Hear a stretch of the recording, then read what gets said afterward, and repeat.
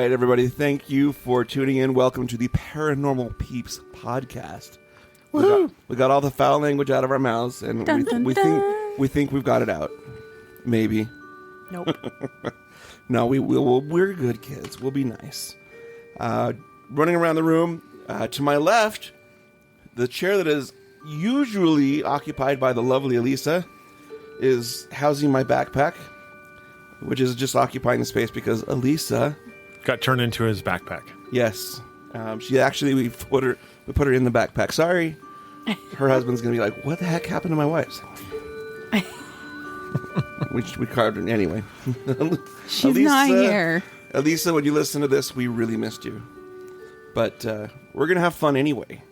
So going back, so we have Elisa is not here, but who is here, which is even better. We have the magical and mystical Josh. He's the wizard of Oz. The wonderful wizard. He's sheetless right now, though. There's no sheet. You know, that's because I got scared sheetless. You know, Wizard of Oz, he's behind the sheet. He's behind the, yeah. So he's the wizard, but without a sheet. So I know what he looks like. But next to Josh is Jamie. The lovely Jamie. And then Terry, I'm here. Terry, she's my wife. So just have to tell you guys, Jamie is so Josh is like the wizard. He's the one that does all of the cool editing, and he's the one that posts the show, and he's the one that produces all this. So this is all like his project. He's the master that brings you this. And so if you don't like how it sounds, blame him. You can email Josh at paranormalhope.com. But no, he does a fantastic job, and I wouldn't even know how to do half of the things that he does. So a little silent applause, golf clap for Josh. Thank you, Josh. Thank you. And then I have to throw this out. So every time we come here, Josh and Jamie have our little studio set up in the basement. But Jamie feeds us every time we come, and she doesn't half-ass anything. It's good. There was so many like Halloween themed like treats and stuff tonight. I don't know. We're gonna have to post pictures of all my this gosh. because like pictures we had a throwing up pumpkin, we had a green brain, we had hand pies. The deviled eggs were like dragon eggs. We had and then we had there was so much. Jamie did a really good job. And my favorite was the Fruity Pebbles Rice Krispie treats. Oh my gosh. Not Halloween themed at all. No. Not even Halloween colored. Not even Halloween She even themed. homemade like tortilla chips in the shapes of like cauldrons and witches' hats and brooms and pumpkins and Oh, the books. they were so good. The s'mores that.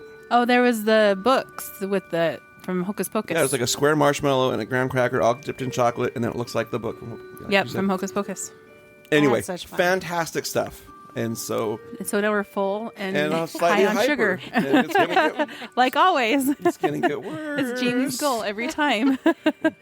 It's been a success. So if I seem hyper, it's Jamie's fault. That's okay. We'll keep her. We'll keep her. As long as she keeps feeding us. Yeah, well, My pleasure, really. Even if she didn't feed us, we would still come. So, anyway, well, we're here. We're going to talk about some scary stuff this time. Because it's a paranormal podcast, and we should talk about scary things. And it's October, so it's like our month-long Christmas. I mean, we could talk about scary stuff like not being able to find your other shoe when you're late. Or losing your dowsing rods at Benson Grist Mill. What? He did. Yeah. I didn't know this. I didn't know this. They're His gone. light up ones. What? They're gone. Somebody found them and Yeah. just. Are you serious? I'm dead serious. This last time? Yeah. Dude, that bites. I know. Do you know where you left them? Either the amphitheater or the big mill, and they haven't found them. Okay, so yeah, sorry, that's a bummer. So if you did if you've been to Benson Grist Mill, you did find Josh's rods, please let us know. Please give them back to him because they have special sentiment. They were given to him by his wife. So, but that sucks. So anyway, well, tonight we are going to talk about because it's October, it's Spooktober.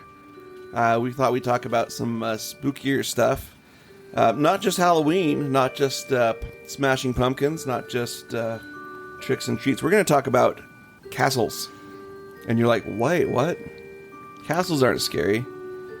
Well, Yeah, they are. Castles are totally creepy. Like every horror movie out there has got some kind of like creepy castle. Or Okay. creepy Who would building. not investigate a castle in Scotland when he was there? She's pointing at me when we were in Scotland. Like we told this We've story told the story before. several times, and I hold it over your head. I will hold it over your head the rest of your life. Never let me forget it. Castles are scary. Because I was scared of ghosts at the time. It was creepy enough being in the castle. It was a very creepy anyway, castle. It was a very, very creepy and then, castle. And then you want to go back at night Yep. in the pitch black dark. For a ghost Absolutely. hunt? Now I'm like, hell yeah. Like let's do it. Then When you're walking through in the daytime and they have an object that the sign in front of it that says trigger object do not touch, you want to go back and see what that trigger I object wanted to go is to the for. next room Right? as fast as I could. But I do agree with Mike. At the time that he went there, I was still scared of ghosts as well, and I'd have been like, It's a transformation period. I mean, fear is a good thing, right? It's what keeps us safe. So it keeps us safe. Now I'm an idiot. Just run headlong. It's like, what? There's a ghost? Hey, we're there. So we just got to go back now. Yes. If anybody would like to fund our Scotland trip, go to Patreon. We aren't one of those. We're not one of those podcasts. We're not that. No, tonight we're going to talk about. Let's talk about Dracula's castle. We were just watching Fright Night last night, and didn't even finish it. We all fell asleep at our house. But you guys see the movie Fright Night? Nope. Roddy No. McDowell? No. Basic story is the kid is there and he watches all these horror movies, all these Dracula movies and stuff, and then he notices that there's a coffin being moved into the basement of the house next door, and then women show up in taxi cabs, and then All these stories of these women being killed, all these women disappear, and he finds out his next door he neighbor. sees them loading bodies into is the a back of vampire. the car. Yeah, so the next door neighbor's a vampire. Oh, Yeah, played by Chris fun. Sarandon, Prince Humperdinck Is the vampire. from Princess Bride. Yeah, he's the vampire. He is the vampire. Right on. So sorry, I went off on a big tangent on that one. All right, so let's talk about Dracula's castle, Josh.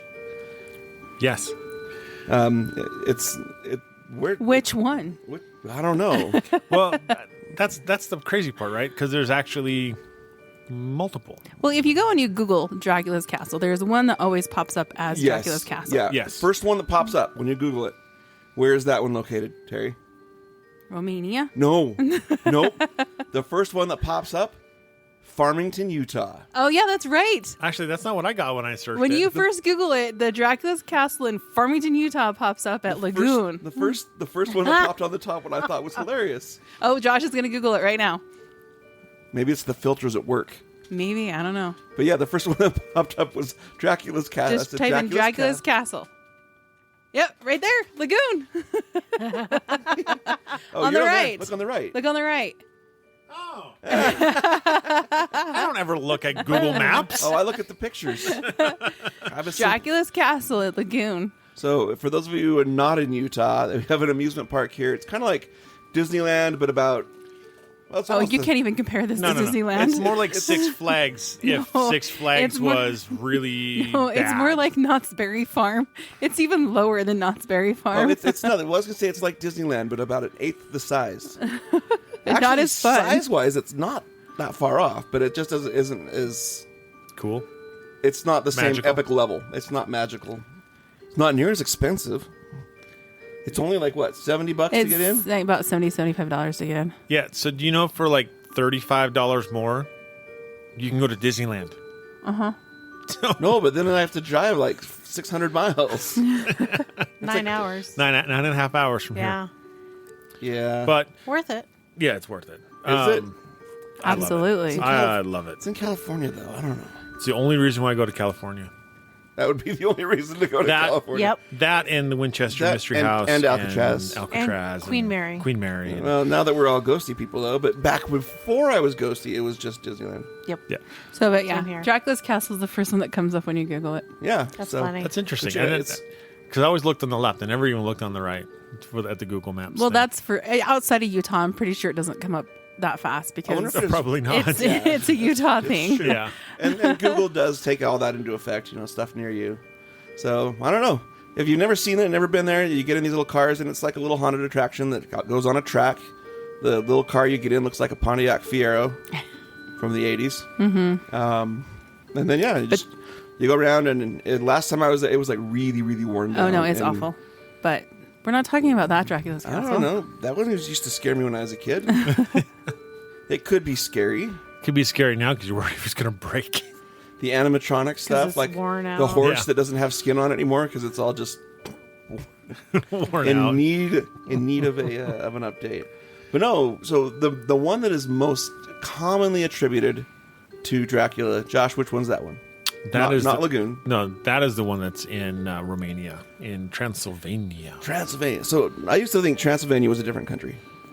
It's not. It's Romania, but it's like a state within Romania. Yeah, It's an area. yeah. So yeah, I mean, Transylvania's been like it's. I don't know, forever. Any horror movie out, like even cheesy ones, like they usually take place in Transylvania. Like even Bugs Bunny and had time in Transylvania. Haven't seen that one either. Yeah, that was a But no, you're right. It's like every episode of whatever. Everything is scary. It's like we go to Transylvania. Yeah, and it's all because of one man, really, like Brom Stoker when he wrote his famous Dracula book, Yeah, and that's why we know it. I never at read, all. never read the book, but I did see Bram Stoker's Dracula, the movie I have with Gary Oldman. I have never read the book, Really? and I haven't seen the movie. You haven't seen the? I haven't either. Oh my gosh! I don't know why this doesn't surprise you. We have all learned Josh does not watch movies. I'm all about movies because I never learned how to read, and so I have to watch the movies. And so in Bram Stoker, it's because Gary Oldman as Dracula. So it's good stuff. It's a great show.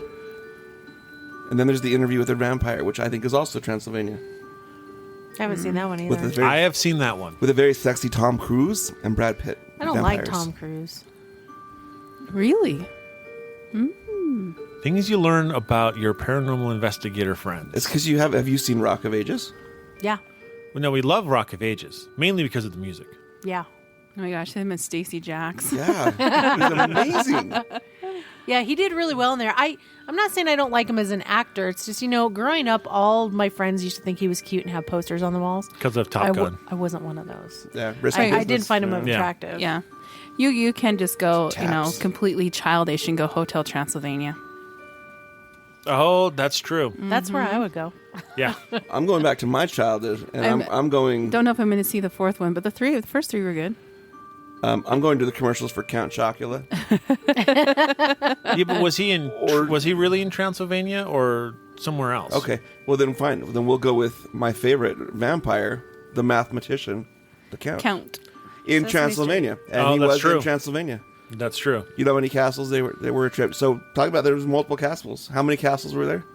At least 5. Let's see. One castle for Dracula. Two Dracula's castles. I'm sorry. I told you, Jamie gave us sugar, and my mind is like all over the place. He just wants more sugar. But That's why he running wants at Count like Chocula. I'm like a 100 kid with RPMs. ADD on sugar. But the castle that is credited as being Dracula's castle, right? Yeah, right. The one that describes in the book, That's all that. that it's described in the book, yeah, is in Transylvania. It's Bron Castle, or In Romania. in Romania, Castelnudelbrunn. and they do it up. They've decked out the place. They just the whole town near it. They do the whole vampire thing. They love it. Oh, they've totally turned it into a total tourist trap because of the book. Yeah. 100%. They eat it up like crazy. All right, so tell us more about Bron Castle. or we'll go at German Schlossbrunn. Yeah, so the castle was actually it's actually quite ancient. Before the castle we see today was built, back in 1211. Wow, that is like a long time ago, right? The Teutonic Knights, they're a Catholic religious order formed in Palestine during the late 12th century. They were like German crusaders. They were gifted this land where the Bron Castle is, and it was there to actually defend the border, the southern border of the area. So they erected a fortress there, and so that they could protect the area. It wasn't like It's not what we see today. That fortress doesn't exist anymore. No, now it's a lovely museum that houses art and furniture that was collected by Queen Marie, and Yep. you can go do your own guided tour, or I think you can get guided tours. But Yeah, and it's €7 to do a guided tour of the castle. So, but even the castle we see today, right, the one that you can go in there now, isn't what was occupied or what was originally built either. no. Well, the original one it was in 2000, not 2000.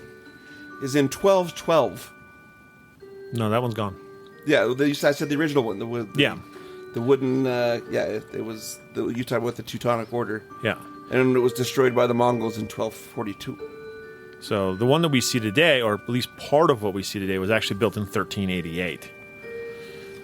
Which is still so Which is old. it's not that old. I mean, you know. 600, 700, or not 700. Oh, gosh. I think us Americans have a really hard time wrapping our brain around stuff that's that old. Because our country's only Because our country is not that 250 old. years- No. We don't have stuff that old in our country. No, we're only 200 and some years old. So anything in our country that is 600 years old is From somewhere else. somewhere else or Native American, right? And so, and even then, most of that stuff isn't that old. So, yeah, it's so hard to wrap our mind around those pieces. But yeah. so What date did you have for the next one was being built? the date for it being built, Yeah. 1388. Is when, Okay. when it was completed. I was going to say though that it took 11 years to complete. Yeah, so it's 1377. Yeah. So I 13. love it. Yeah. I found facts. Facts. So the Hungarian King Louis the Great, he actually issued a decree to build the castle, and it took 11 years to put this thing together, which is amazing because like you're talking about tools and stuff that were used to build in the That's 1300s. hard manual labor. Yeah. No, It does not yeah. exist these days. No. Only 11 years. No. So- And what's really cool is I don't have any pictures of the castle, but there's these beautiful Byzantine arches in the inside the castle grounds, and the master craftsmen, when they were in charge of building these arches, and so what they do is they put up these scaffolding to form in the archways, and then him and his apprentices would stack everything up and build these arches.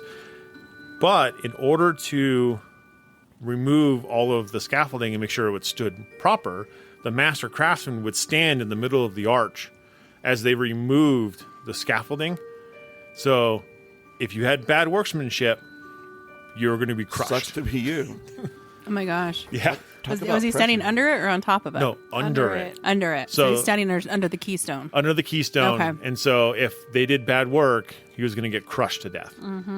So talk about, really talk about That's standing by your work. Just trusting your crew. Right? Yeah. Yeah. It's crazy. But it's really, you talk about like that type of craftsmanship. You're talking about 1388, that building still stands today. Yeah. Things are built to last. Yeah. And those things were built. Most of the original structure is still standing today. Like there's been some refurb and stuff that's happened, but like those wooden archways, not wooden, good gracious, the stone archways and the stone walls and stuff have stood. And it's been used for lots of things too. So, like in 1438, if I'm jumping too far ahead, you tell me. No, you're fine. From 1438 to 1442, granted, this is just a few years ago, but the castle was used in defense against the Ottoman Empire, which I have no idea what the Ottoman Empire is, honestly. Furniture people. There's a bunch of footstools. Yes. No, they were the Ottoman Empire was the main ruling force in the 1400s. So it would have been they controlled like all of Turkey, a lot of parts of Europe, parts of Russia. Like they had a pretty extensive empire. It's just impressive how far people go. Like the Mongols, turn on the first one. That's from Mongolia. Yeah. It's the other side of like the whole landmass. That's crazy. Sorry, I'm fascinated and hyper. And then later, after was a defense against the Ottoman Empire. My notes tell me that it was a customs post on the mountain pass between Transylvania and Wallachia. That's actually Wallachia. So in Romanian, W's are V's. I'm gonna do it. Wallachia. There you go. It doesn't sound more like Latin to me when I say it. That's just like my Scottish goes to Australian real fast, and then Cockney, and then turns to Hispanic. So just not very good. It's terrible. I can't even do a Utah accent. Anyway, but Wallachia, maybe? Wallachia was also, we know one of the main people from Wallachia. The Prince of Wallachia was a man named Vlad Dracula. And he was pretty cool. No, he wasn't. The people loved him. Well, if cool is in your name, Dracul. But that means the cool. It's like, yes. I'm Vlad the Cool, yeah! But he was actually, so if we're talking about Vlad Tepes, who's also known as Vlad the Impaler, he's actually the third Vlad. Well, yeah. So his dad was actually Vlad Dracul. So he just borrowed it. Oh, so his dad was cool. Well, my son is not nearly as cool as I am. I'm sorry. Here's what's interesting, though, is Dracul in the language actually means the devil. So Vlad the Impaler is actually the son of the devil. The devil's cool.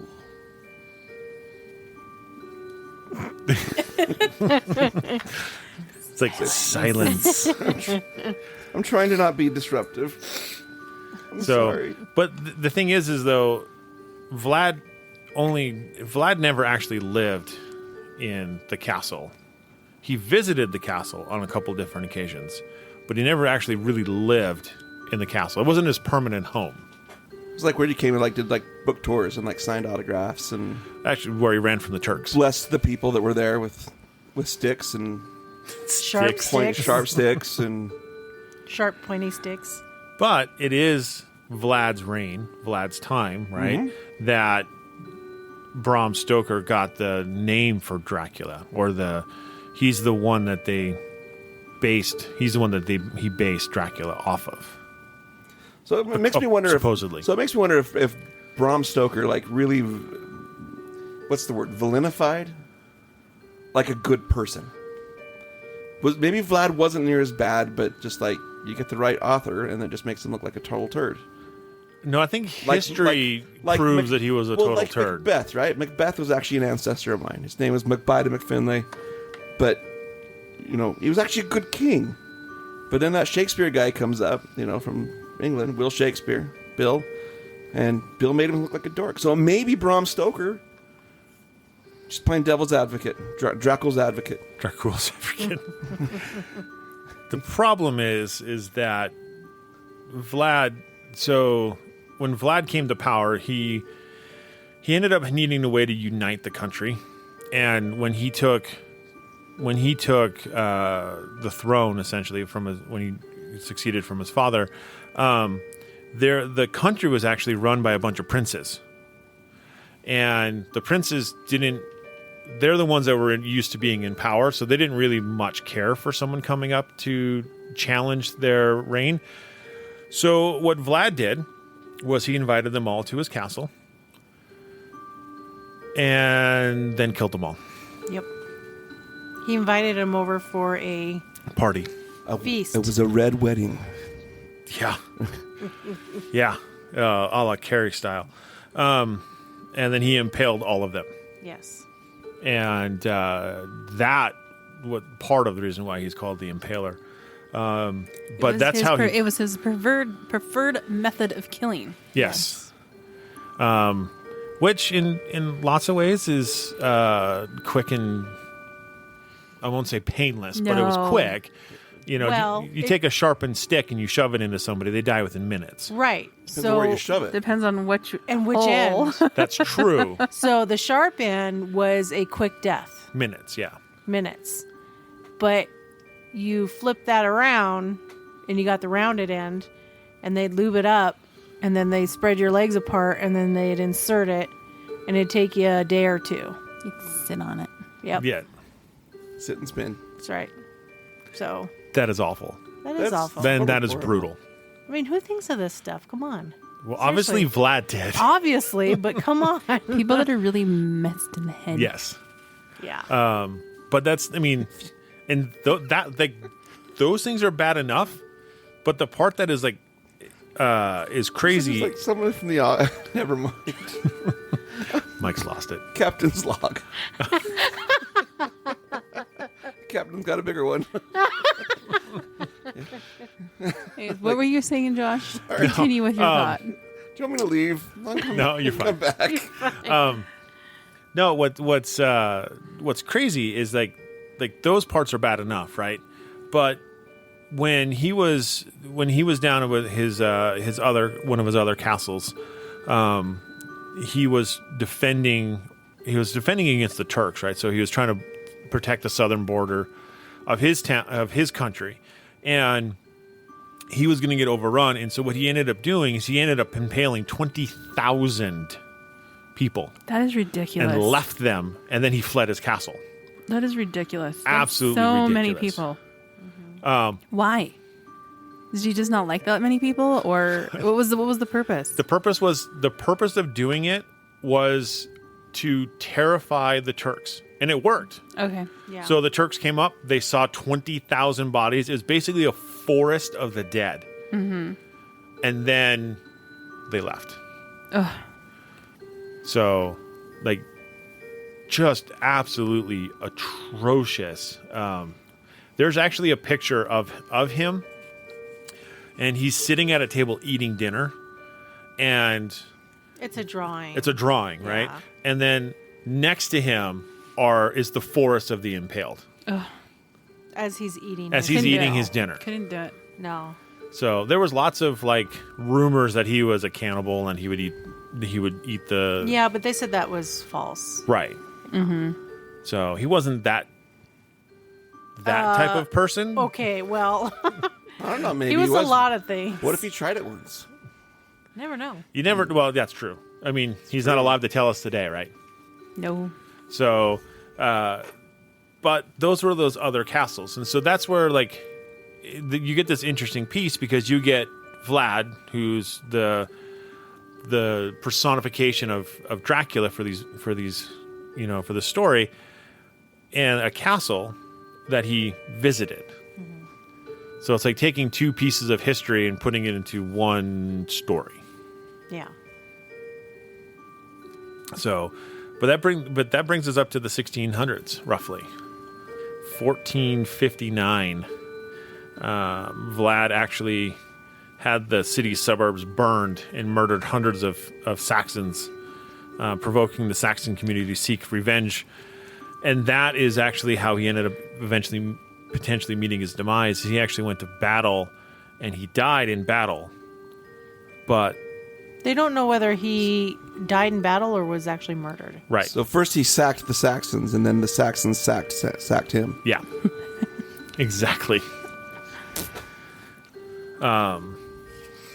Just goes to show, be nice to people. Yeah. Right. Don't put people on sticks, and they Don't won't kill you. Don't poke people. Didn't he He poked a lot of bears. And cut finally off one a got lot of him. noses too? Oh, Didn't he like cut off I don't know how many of the noses and he sent them to somebody? it was in the thousands. Yeah. He actually sent it to the leaders of the Turks Yeah. as a way of like discouraging them from attacking. Yep. So he was really into the psychological warfare. Was that of like? things. Is that why when you go to like hotels they ask how many noses? Have you ever heard that term? No, How many people are staying? It's like, well, we got these. It's like, how many noses? Yeah. It's like this room sleeps 8 people, and every nose in that room counts, even if they're an infant. but what if they Yeah. don't have a nose? I don't know. What if you have no nose? Nobody Like Voldemort. knows. Like, yeah, Voldemort doesn't have a nose. Or what about the man without a face? He has a face. The He has invisible a man. nose. It's just doesn't look like yours. Yeah, that's true. I don't know, but it just goes to don't be annoying. Treat others. I think he probably just got rid of all the annoying people. Yeah. What if they were all the diseased people and they were just like it was like actually like saving his country from these people who were ultimately just, I don't know. But why would maybe you it was- take their nose as a Maybe trophy? it was humane. I don't know. I'm just trying to be the Dracula's advocate. Yeah. That's a tough one for that man. I'm sure his mom still loved him. Yeah. He probably impaled her when she made him take a nap. And you're gone, Mom. So in 1651, the Saxons actually purchased the right to use the castle for 10 years for 1,000 florins. And so the king actually accepted the purchase because he didn't have any money. He was broke because of the war efforts. And so he's like, yep, you can borrow it, use it for 10 years on a lease. And so then in 1691, the castle's lease was extended several times. And after the Ottoman conquest of the Hungarian kingdom in 1541, Brasov managed on April 1651 to sell the castle to George II.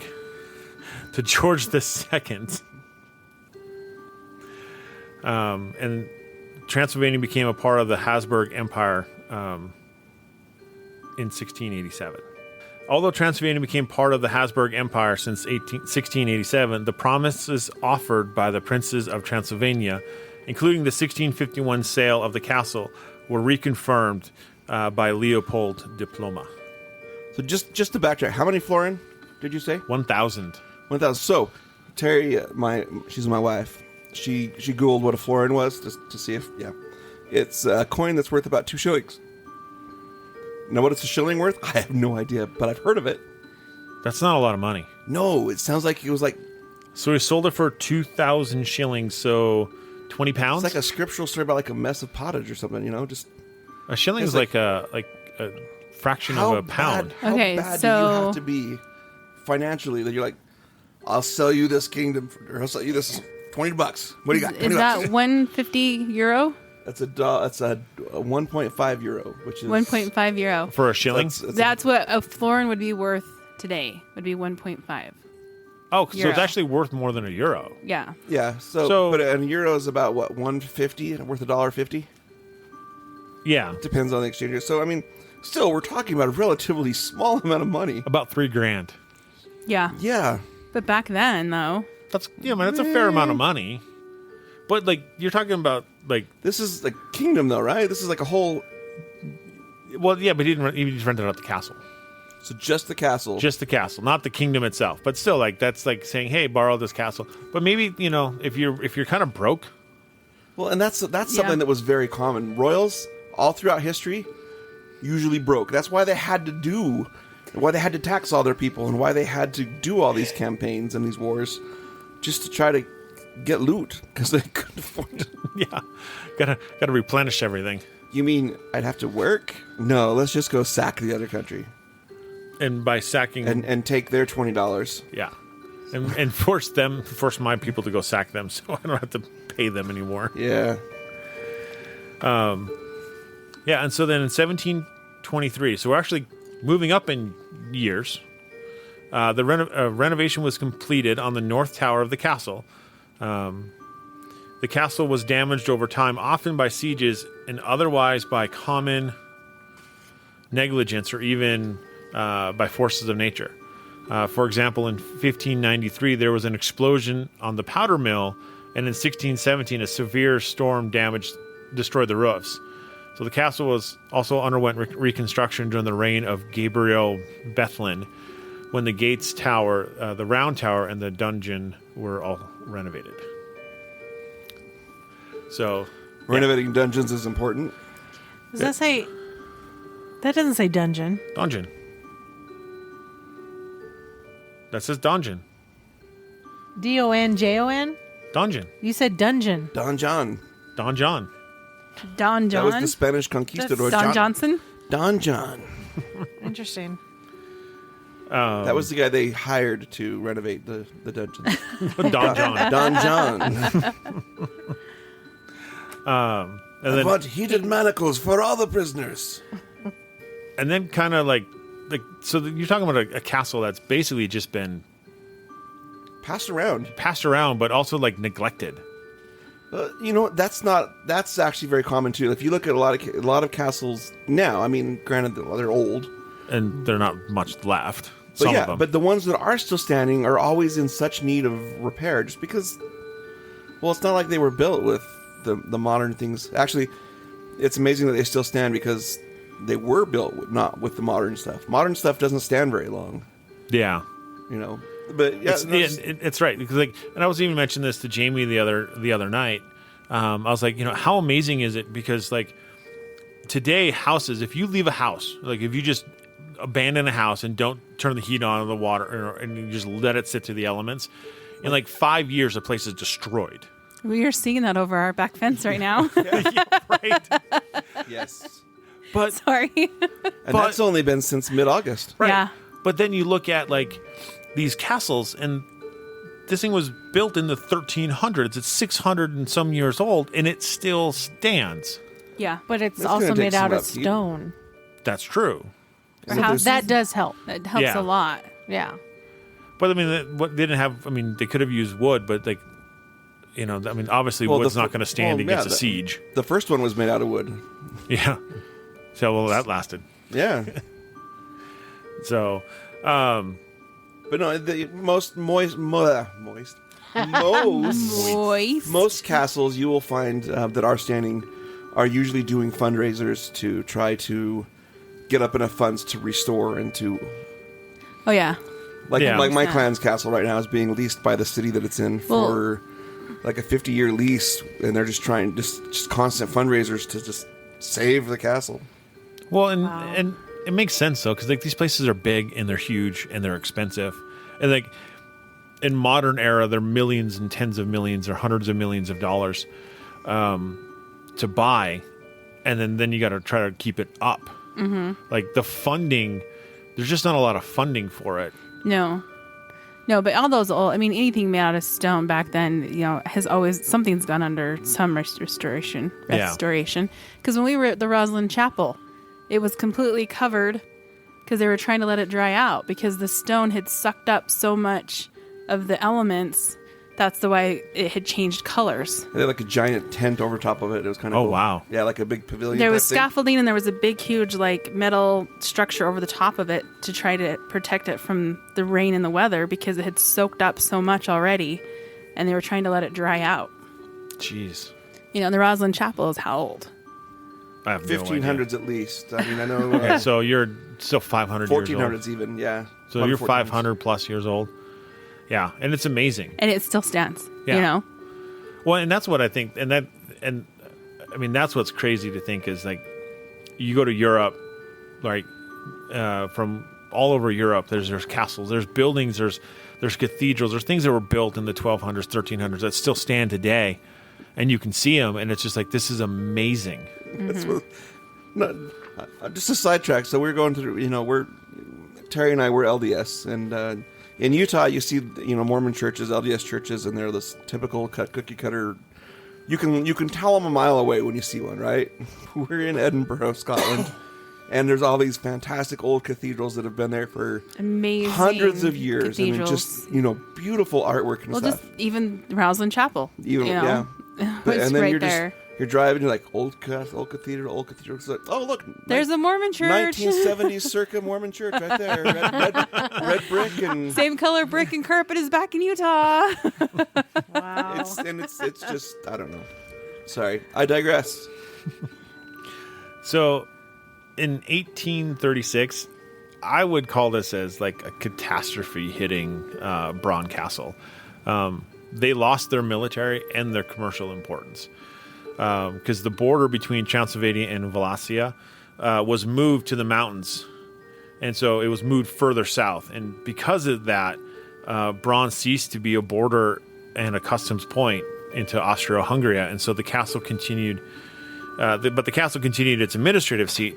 But because it's no longer a border stop, because it no longer has that importance, you start. It's why is it even here? They're not getting the foot traffic they used to get. No, exactly. Yeah. And so, like I said, that was back in 1836. So, 118 years ago. Mm-hmm. least we, what I consider modern era. Like the U.S. was around in 1836. U.S. existed by then. Yeah.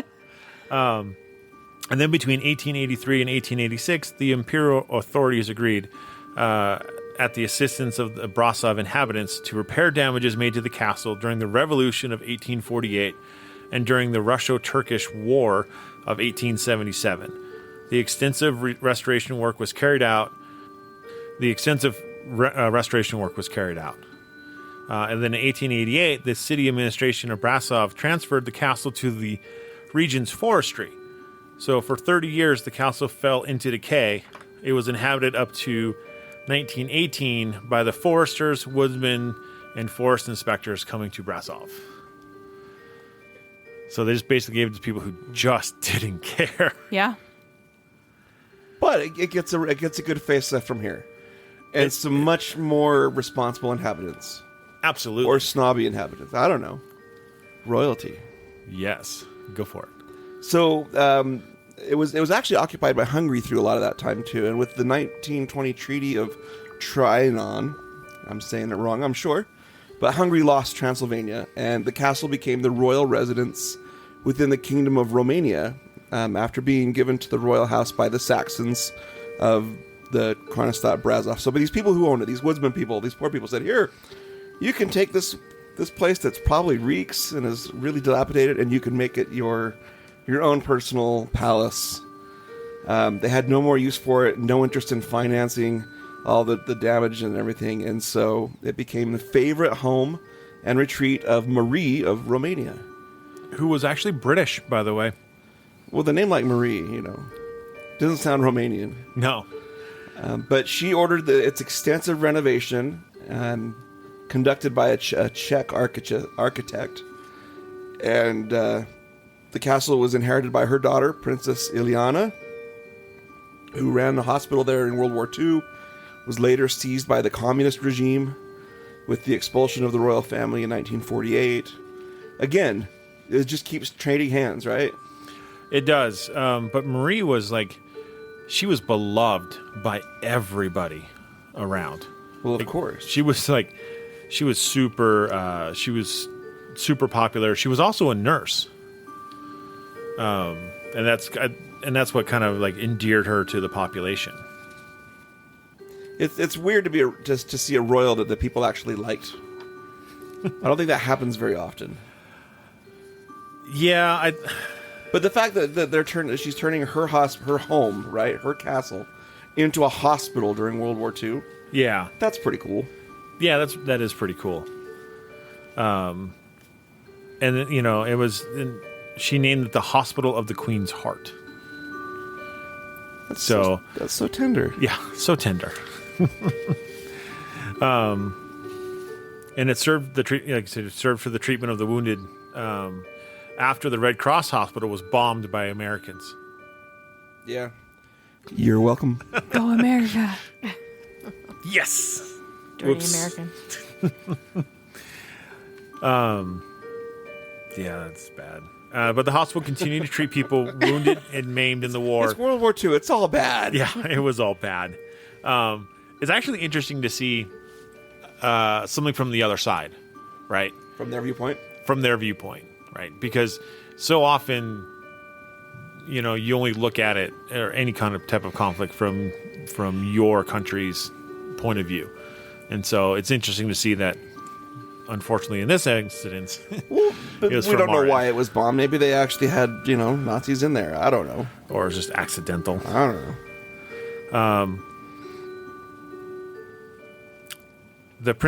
So the Princess Ileana herself cared for patients as a nurse and even operated in the hospital. She continued to work with great efforts until January of 1948. And then the Russians kicked him out. So it was seized by a communist regime, and the royal family was kicked out in 48. The next thing that comes up on my notes is 2005. Oh, I got 1956. Hey, you go first. So Bron Castle was transformed by the communist authorities into a museum.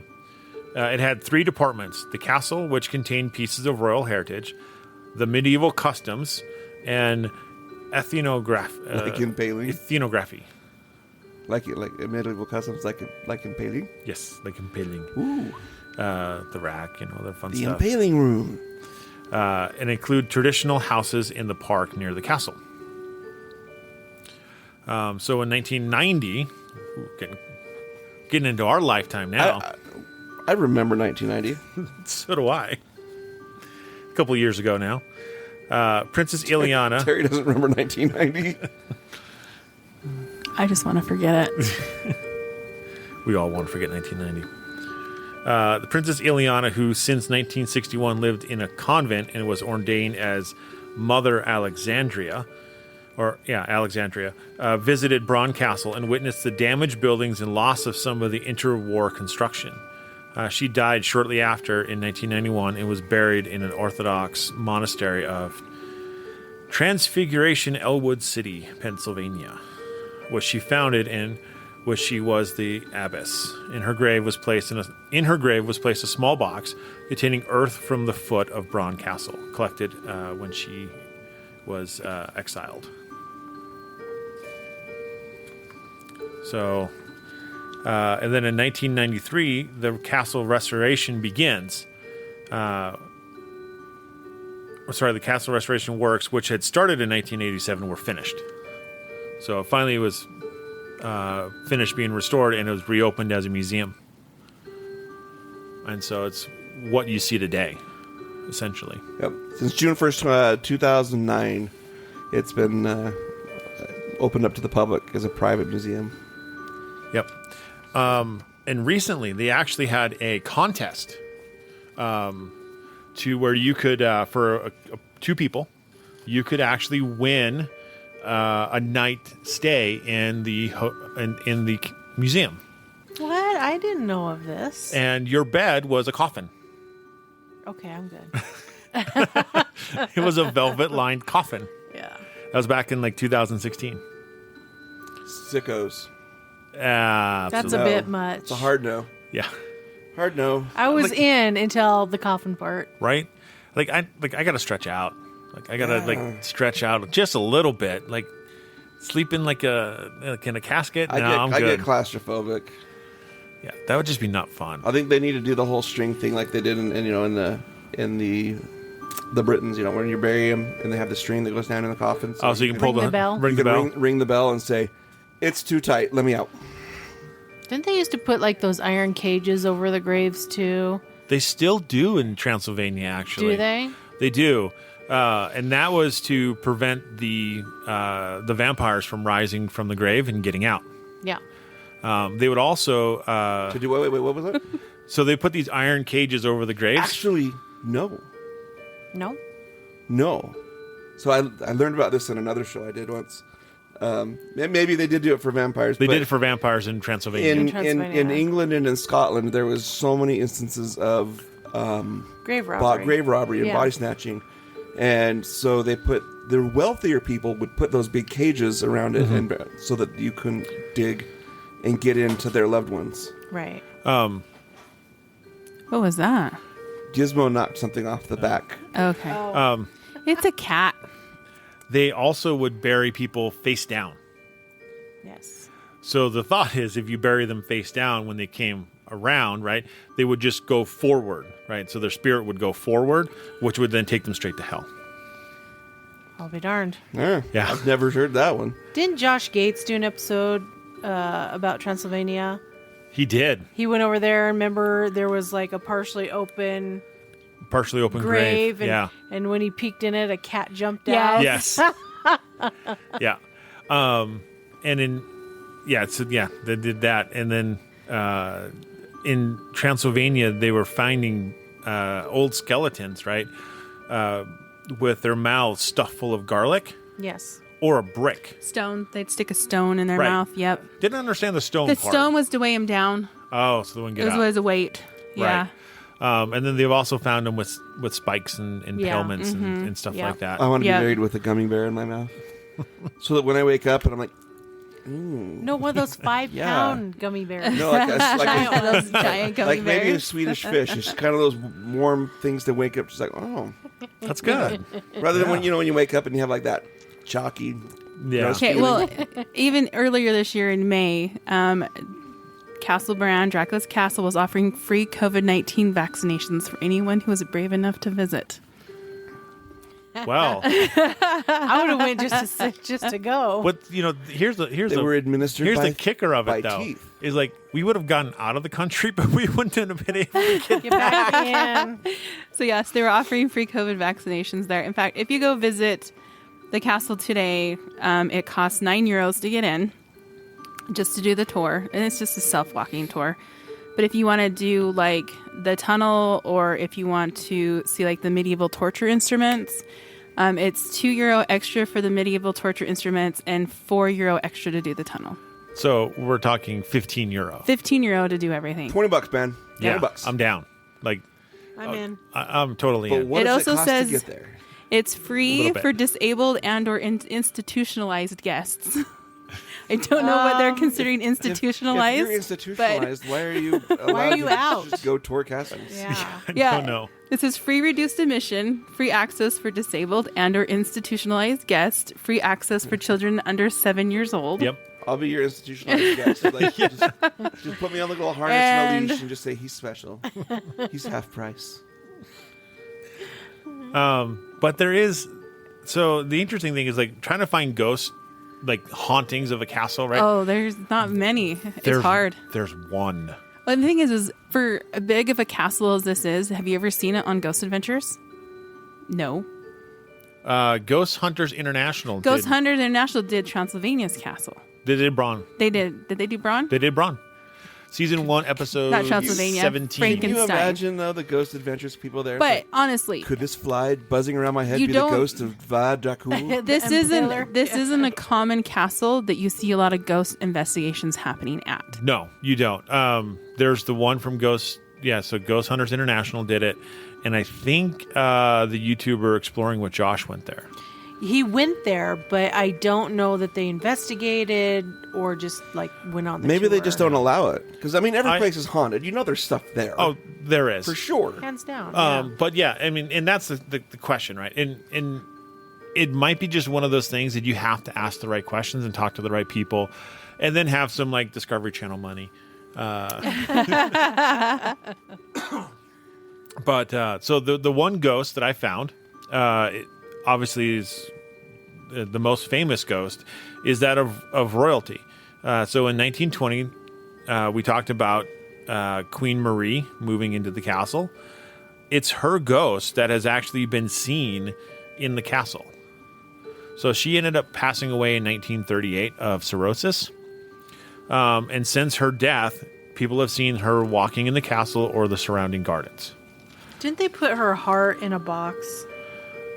Well, that's a lovely thought. That yes, Queen Marie's yes, heart. they did. Yep, Yeah. they put it in a box. and it still beats. And where's the box? It's in its sarcophagus to Bron. yeah, it's in the So castle. let's see. They It's buried it in placed the into the floor. crypt chapel carved into the rock across the valley from the castle. Okay, Yeah. so it's across from the it's across castle. from the castle. Yeah. The heart, her It heart. sounds like a story. Yeah. Yeah. So It beats under the floor. And then other people claim that they have seen Vlad in the castle. But the locals think it's very unlikely that he's there because he very rarely visited. and he didn't even die there. Well, yeah, No. it was a strategic mountain pass for when you're going back and forth. So I mean, just And that's where he escaped. So, because he lived in the country to the south, essentially, and so he would, when he escaped his country to there, like he would just stop in, type of deal. So he wasn't like I mean, if his actual castle, his main castle, was standing today, that place has got to be like wickedly haunted. Yeah, Even the grounds that place is on I bet you, is just awful. I bet. yeah. So, yeah, and that's the interesting thing about, I mean, that's the castle, right? Yeah. But there's some interesting things if you think about what Brom was talking about, or where his influences came from, right? Because we think that, it's because of the castle, it's because of Vlad that this book was written, right? but it's actually possible that it has nothing to do with Romania at all. So it actually could be Irish in influence. Mm-hmm. So That makes a lot of sense. because he was Irish, right? If you know the Irish people. So while many people believe that Dracula and vampires from Bram Stoker's book are based on Romanian folklore and legends, it is possible that it comes from his home country of Ireland. So his mother, Charlotte Blake, had lived through the famine years. I think that's the potato famine years, I think. Yeah. Yep. The big potato famine. And she told her son stories of skeletal people walking the countryside, like essentially like the living dead, as they were starving to death. And then during these famine years, there was also a particularly gruesome practice of cannibalism amongst the starving, where the blood was sucked from the dead and the nearly dead. And also, his original manuscript wasn't called Dracula. What was it? The Undead. Yeah. Wow. I do remember hearing that. And then, So Dracula was a zombie? well, he was undead. He's undead. He's undead. Well, Close enough, right? I'm not dead, so that would make me undead. No, it makes you live living. Dead or undead? The undead is the dead who still walks. Oh, okay. And so, there's a word for the Irish word for bad or tainted blood is actually pronounced Dracula in Irish. Oh, interesting. And so there's the expression is used to refer to feuds, usually referred to feuds between people and families. However, there is a legend associated to the Castle of Tainted Blood, which guards a lonely mountain pass in County Kerry in Southern Ireland. This castle is believed to be inhabited by blood-drinking, shape-shifting fairies. I no longer want to go to Ireland. You fight the fairies. Fight the fairies! Fight the fairies! Fight the fairies! That's from Supernatural, y'all. Yeah. But you can see how, like, all of those pieces closely resemble the story, the premise of Dracula. Well, it's hard to find. Most things aren't new. I mean, the same stories get passed on and on and on. I mean, like, I'm sure Gilligan's Island was actually like some ancient story that just kind of got recycled and, you know. Yeah. And Well, probably, I don't know. and even Bram Stoker, when he wrote the book Dracula, it wasn't the first vampire story. There was one written many years before. And so there's the potential for that influence. H.G. Wells and other people had written books and stuff prior to him. And so those are all potential influences that he would have had in writing this book. Yes. Yeah. Sorry, I was thinking about how Robert Louis Stevenson wrote Half of Treasure Island while staying in our clan's castle. That's awesome. Yeah, when you go and visit our castle, there's a room that's completely all themed in pirates and everything because that was the room he was in when he started writing Treasure Island. It's cool. Awesome. That's so cool. So, but Dracula had other castles, though, right? So we mentioned, we touched on these. You said that they're not standing. Let's talk about some of those. Go for it, I Mike. can take. Okay, so first of all, as Josh mentioned, there was Ponari Castle, which is known as the Ponari Citadel, and it's a ruined castle in Romania that's actually the home of Vlad the Impaler, and it's situated on top of a high mountain, and it's accessed by climbing 1,480 concrete stairs. Jamie and I watched the documentary on this castle. Yeah. It is impressive. Yeah. It's impressive to be able to climb that. It's like, I'm not climbing those stairs. Well, here's the part that's impressive. Yeah, so to build that castle, they got all the material from the little valley below. Yeah. And yeah, They had to trek it up. all the way up. that's where you would want to live, though, right? Because that's safe. It right? was safe. It was never you want sacked. to attack me? Come on. But Bring it. I'm going to bed if you guys make it halfway up in the middle of the night. when he was fighting the Turks, right? He ended up fleeing to that castle. Yeah. But it ended up becoming a problem because the people there weren't used to. It was never designed for a long siege, No. and so essentially all they had to do was threaten a siege on the castle, and it was going to fall because there was no way you could manage to live 3, 4, 5 years without getting outstore supplies. It's literally on the top of a mountain.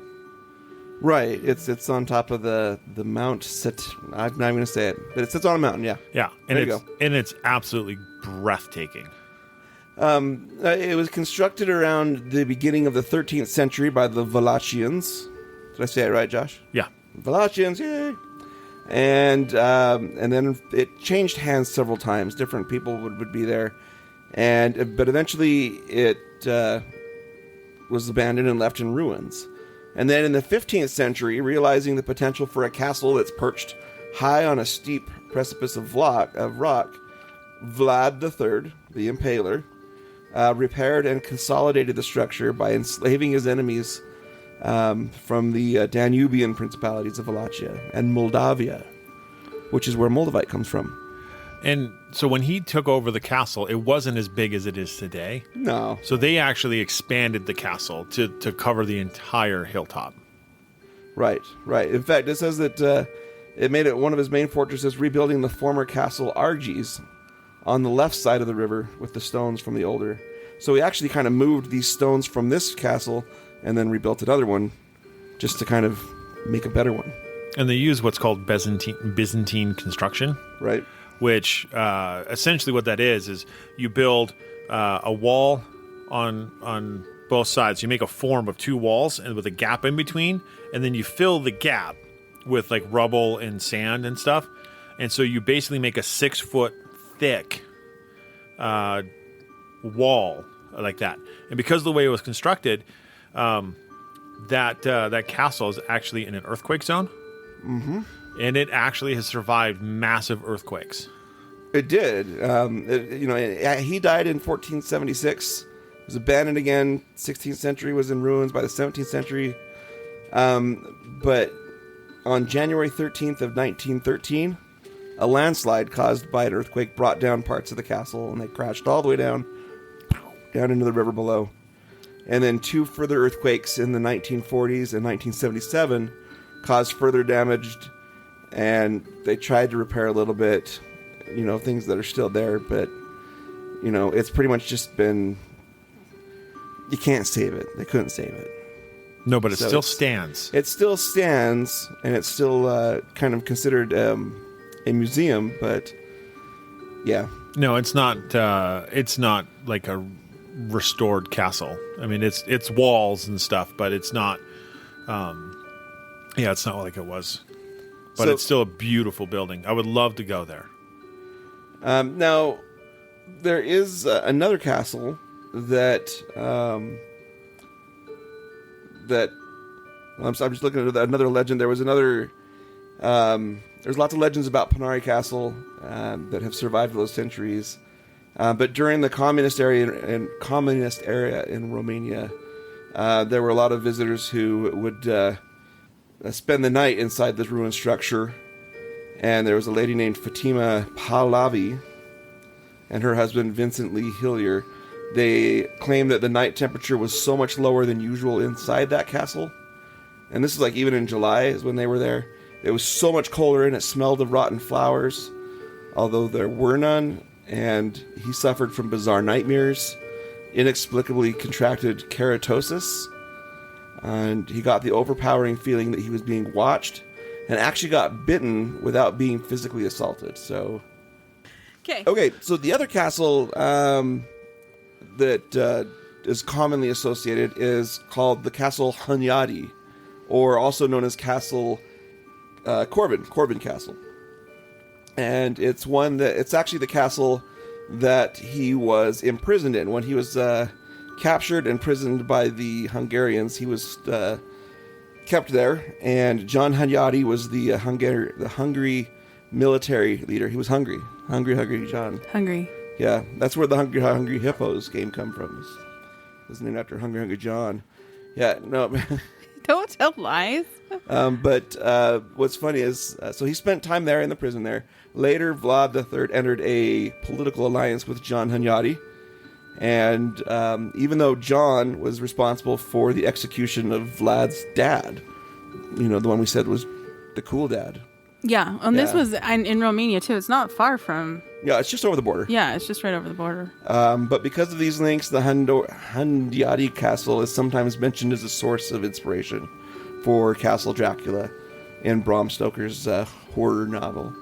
So, but It was also part of filming for The Nun. but in fact, apparently Stoker never knew about Vlad's alliance with Hunyadi or about Hunyadi's castle. Instead, Stoker's own handwritten research notes confirm the novelist imagined Dracula's castle to be situated over in Transylvania, which is, near Moldavia, as we've established.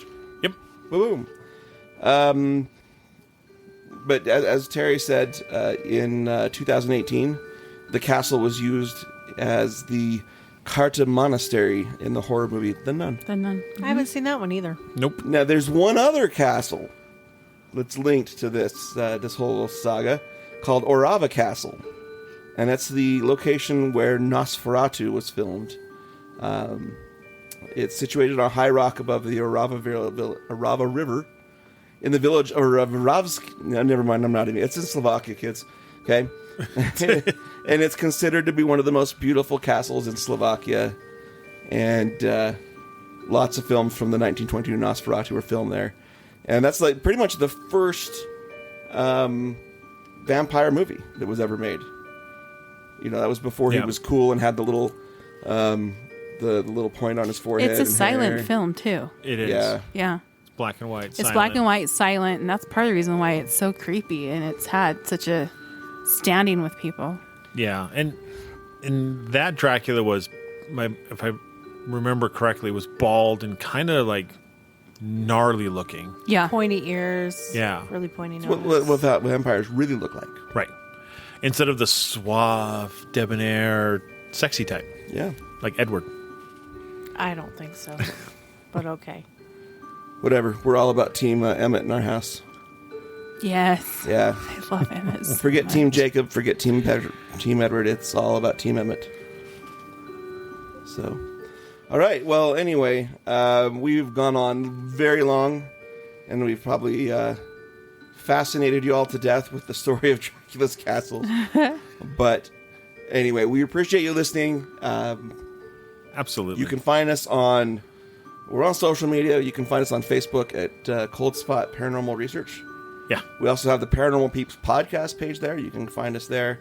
On Instagram, Terry. Cold spot _paranormal _research. Right. And then you can find, I'm the one that runs the MySpace page. It's just called Cold Spot. Because, like, all of MySpace is available. Yeah. Everybody has one. Yes. Does that even exist anymore? I'm sure it's around. We aren't on MySpace. I was lying, kids. Trick or treat, you got tricked. Woo-hoo. All right. But I'd love to give a shout out to Broken Wings Paranormal. They invited us last week to the Ritz Theater investigation, and a couple of us went out there and had a good time with them. They actually have a video up on YouTube of the investigation, so you can see us kind of investigating and getting interviewed and having a good time. What's their? Do you know what their YouTube page is? Yeah, Broken Wings Paranormal. Broken Yeah. Wings Go Paranormal check on 'em out. YouTube. Yep, check them out. We'll have to share that video on our social media. Absolutely. Ritz Theater in Tooele, Utah. Yep. And then also a shout out to Paranosis. They kind of gave us a behind the scenes look into the Anson Call House in Bountiful, Utah. That's a pretty cool place. Pretty active. Yeah, pretty active, and it's got a crazy history. So the building had a fire because the water heater basically exploded, and it's pretty neat. But it's a very important house for the city of Bountiful, since it's the founder's house. So, but a huge shout out and thank you for letting us come in there and take a look around. Yeah, thank you. And with that, Stay ghosty, my peeps.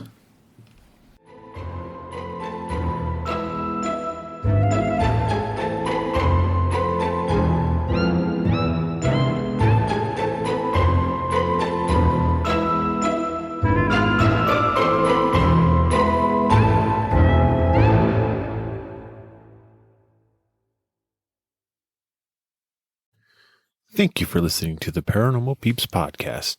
You can find us on social media at Twitter at CPR Paranormal, on Facebook at Paranormal Peeps Podcast and Cold Spot Paranormal Research.